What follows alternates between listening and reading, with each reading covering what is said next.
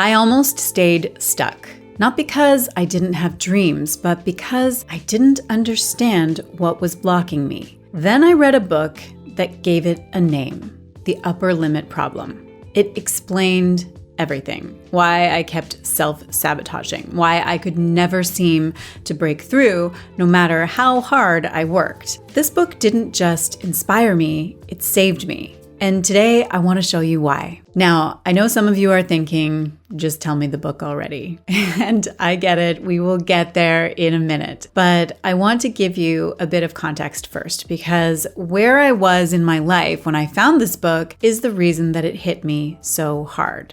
Without that backstory, it won't really land in the same way. At the time, I almost didn't notice how stuck I'd become, because on paper, everything looked fine.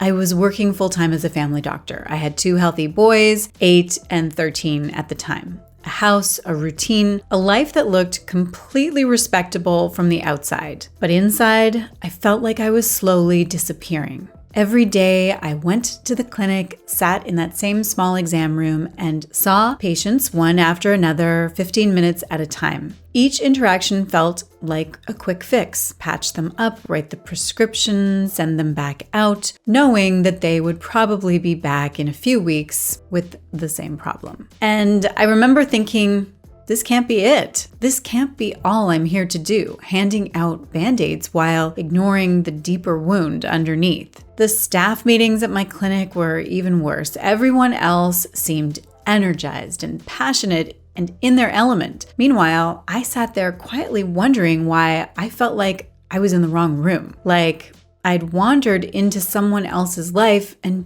just decided to stay. At home, I was barely keeping my head above water. I was that mom making school lunches at 6 a.m., answering work emails with peanut butter on my hands, letting way more things fall through the cracks than I care to admit. The house was a mess, my energy was tanked, and every day felt like just surviving, lurching through life instead of living it. And yet the craziest part is I didn't hate my life. I just couldn't feel it anymore. So in a small act of rebellion, I started taking lunchtime walks.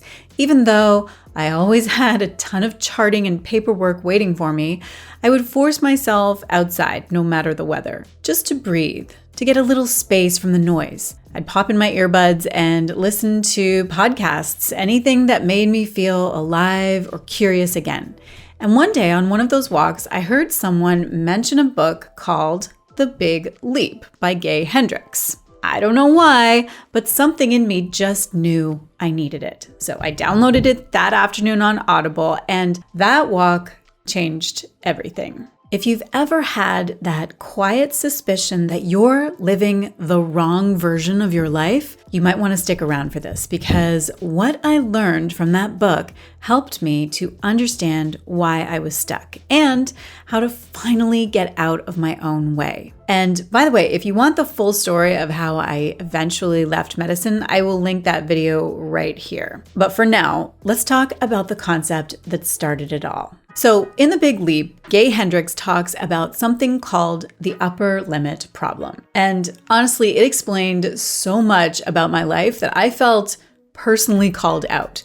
He says we all have this internal thermostat. It's a kind of invisible ceiling for how much success, love, and happiness we'll allow ourselves to experience. And when life starts going too well, we subconsciously find ways to turn the temperature back down. At first I thought, okay, sure, but that is probably for people with actual success problems, like Oprah. Then I started recognizing myself on every page. So here's how it shows up. You land a big opportunity, and suddenly you're convinced that you're an imposter. Or you finally get some momentum with your goals, and you immediately reward yourself by taking your foot off the gas. Or maybe you have a great week and then pick a fight with your partner over something ridiculous like how they load the dishwasher. Not that I've ever done that. The point is, when we start to experience more joy or freedom than our nervous system is used to, part of us panics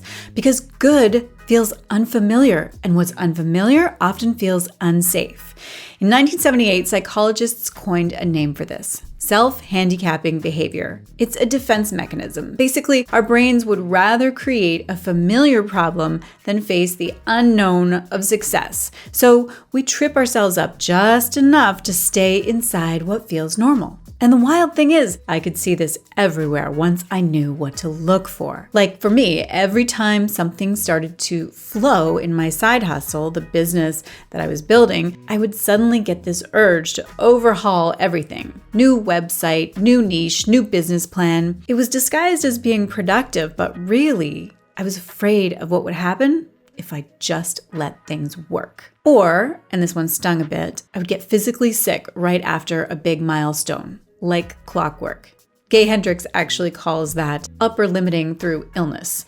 It's your body's way of saying, this is too much happiness. Let's create a small disaster to balance things out. My immune system really understood the assignment. The truth is, it's not self-sabotage because we're lazy or broken. It's our mind trying to keep us safe. But that safety is also the prison. Once I understood the upper limit problem, I started seeing it everywhere in my life, and not in an abstract way, in a wow, that is embarrassingly specific kind of way. At the time, I was still working full-time as a doctor, but as I mentioned, I was trying to build my side hustle, creating wellness content and coaching and blogging and writing, and then dabbling in YouTube, and then switching to podcasting, and then back to YouTube again. Basically, I was in perpetual beta mode. Always tweaking, never arriving. Every time I saw someone else rising in the coaching world, someone who looked confident and polished and like they'd figured it all out, I would immediately start doubting everything that I was doing. I would scrap my plans, rebrand, rewrite, rebuild, and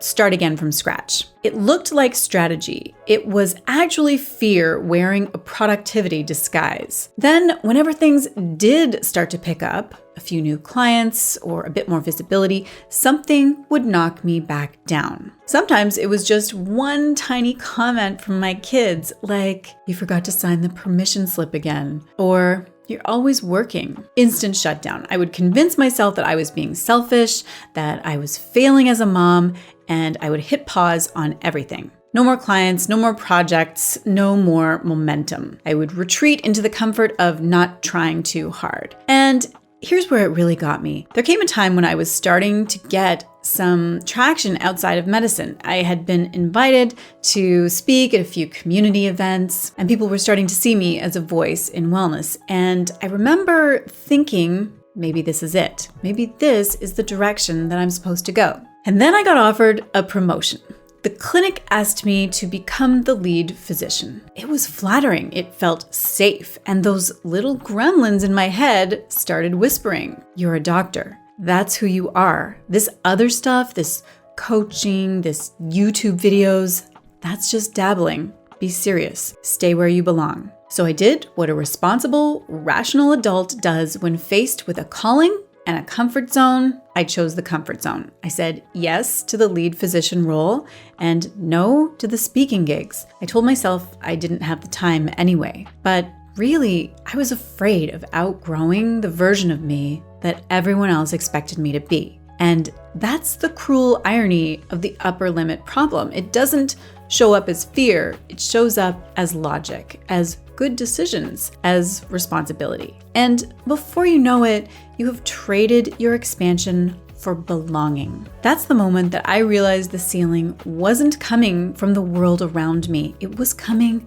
from inside me. So why do we do this? Why do smart, capable people who want to grow, why do we pull the emergency brake right when things start to work? Well, psychology has a few answers. For starters, our brains are wired to prefer the familiar over the fulfilling. It's called homeostasis, your body and your brain's built-in drive to keep things stable. Even if stable means mildly miserable. When you start doing something new, building a business or writing a book or speaking up more, your brain doesn't recognize that as good. It recognizes it as different, and different feels like danger. There's research from Harvard psychologist Robert Kegan showing that most adults unconsciously resist change, not because they don't want to grow, but because the change threatens their sense of identity. In other words, we're not just afraid of failing at something new, we're afraid of losing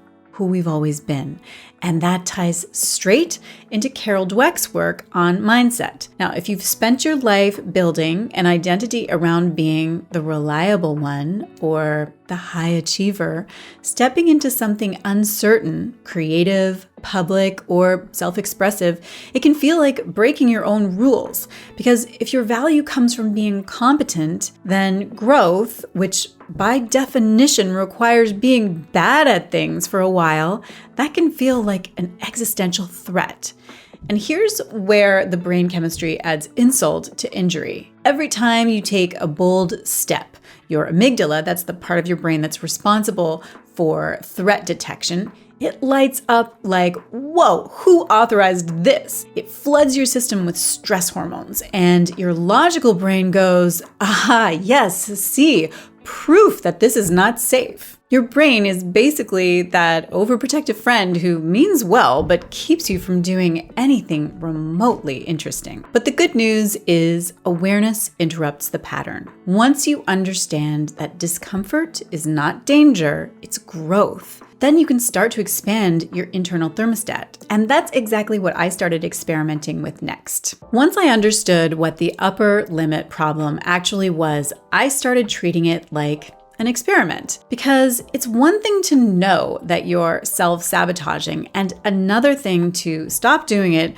when your entire nervous system is screaming at you to retreat to safety. So I started small, tiny, almost invisible shifts that helped me to expand what I could tolerate, not just in terms of success, but in terms of goodness. And there were 3 things that made the biggest difference. Number 1, I started naming it in real time. Whenever I caught myself spiraling, over-analyzing an email, second-guessing a decision, or randomly reorganizing my sock drawer instead of writing, I would literally stop and say, upper limit moment. That tiny label created just enough distance for me to see what was happening instead of just automatically believing it. There's actually research showing that naming an emotion, what psychologists call affect labeling, it calms activity in the amygdala, that fear center of the brain. So every time I said it out loud, I was retraining my brain to see discomfort as data, not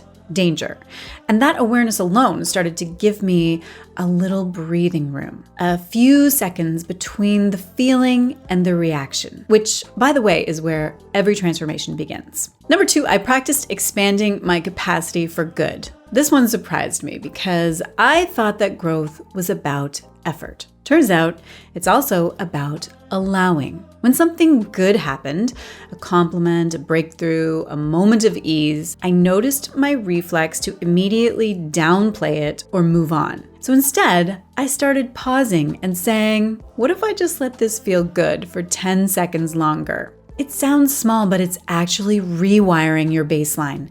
There's research from Rick Hansen, who is a neuroscientist who studies neuroplasticity, and his research shows that when you deliberately savor positive experiences, even for a few extra breaths, you literally strengthen the neural pathways for joy and confidence. So I started practicing that, letting myself feel good things fully instead of bracing for the crash. And slowly, life started to feel less like survival and more like expansion. Number 3, I began rewriting the story of who I was. This was the hardest part because I had spent decades defining myself as a doctor. That identity was so tightly woven into my sense of worth that letting it stretch felt terrifying. But I started asking a new question. Who do I need to become to believe that I'm allowed this life? Instead of asking, how can I achieve more? I asked, who do I need to be to stop sabotaging what's already working? And that's when I started to see that identity wasn't fixed. It was flexible, like software I could update. Each time I showed up differently, took a risk, said yes to something aligned, I was quietly raising that internal thermostat. And one day I looked around and realized that the ceiling I'd been living under wasn't even real. That realization changed everything. Because once you understand that the ceiling is self-imposed, you start asking much bigger questions about what is possible. Once I started recognizing those upper limit moments, my life didn't change all at once. It shifted slowly in conversations, in small choices, in the way that I responded to opportunities. I started saying no to things that just didn't feel aligned and yes to things that did, even if they scared me a little. I began seeing discomfort as information, not intimidation, and that shift quietly started changing everything. I remember the exact moment that I decided to resign from medicine. It wasn't dramatic. It wasn't angry or burned out, just done. It was at the end of an ordinary clinic day. I was sitting at my desk, finishing up my chart notes, cup of tea beside me, fluorescent lights humming overhead. And as I looked back on the day, all the quick visits and the prescriptions and the rushing, something inside me just said, nope, that's it. I'm done. It was so clear, and honestly, it felt like relief, like I'd finally stopped bargaining with myself. For years, I had been waiting for permission to step outside the identity everyone else recognized, to want something beyond stability, to believe that fulfillment wasn't something you had to earn by suffering first. And in that moment, I realized permission was never coming. I had to give it to myself. So I resigned, not as an act of rebellion, but as an act of alignment. And for the first time, I wasn't running away from something. I was moving toward something that felt more me. Of course, it wasn't easy. People questioned it. I questioned it. But once you raise your upper limit, you can't unsee it. You can't go back to pretending that you're satisfied being smaller than you actually are. And what's incredible is once I made that leap, everything I had been chasing started to meet me halfway. My business grew, my creativity came back, my energy, the thing that I thought that I had lost forever, it started to return. And I realized that the big leap hadn't just changed how I thought about success. It changed how I thought about identity. Because the book isn't really about career or achievement. It's about expanding your capacity to live in alignment with who you truly are, without guilt, without apology, without waiting for permission. And that was my big leap. And it really did save me from wasting my life. If you're watching this and you have been feeling stuck, maybe not miserable, just underwhelmed by your own life, I want you to know something. You're not broken. You're probably just bumping up against your upper limit, that invisible ceiling that we all carry. It's built out of old stories about who we're allowed to be. Stories that say, you're too old to start over. You should be grateful for what you have. Who do you think you are to want more? But the truth is, you're allowed to evolve. You're allowed to outgrow a version of yourself that no longer fits. You're allowed to want more because you're ready for more. And if that idea makes you nervous, that's actually a good sign because it means that you're standing right at the edge of your next expansion. So if this video spoke to you, if you are ready to stop shrinking your life to match your comfort zone, I have created something to help you to take that first step. It's called The Reset. It's a free 5-day challenge designed to help you to clear the noise and reset your focus and start expanding what's possible again. You'll get short daily emails, a printable tracker, and a few of the exact tools that I used when I started making my own leap. You can find the link below this video. And if you enjoyed this video, I think that you are going to love the video that I am linking on the next screen. It's called 3 Habits That Quietly Stole 10 Years of My Life. It's the perfect companion to this one because those habits were the ones keeping my upper limit firmly in place. And I will see you there. I can't. The battery died as I said the very last word. That's ridiculous. Pretty sure I manifested that.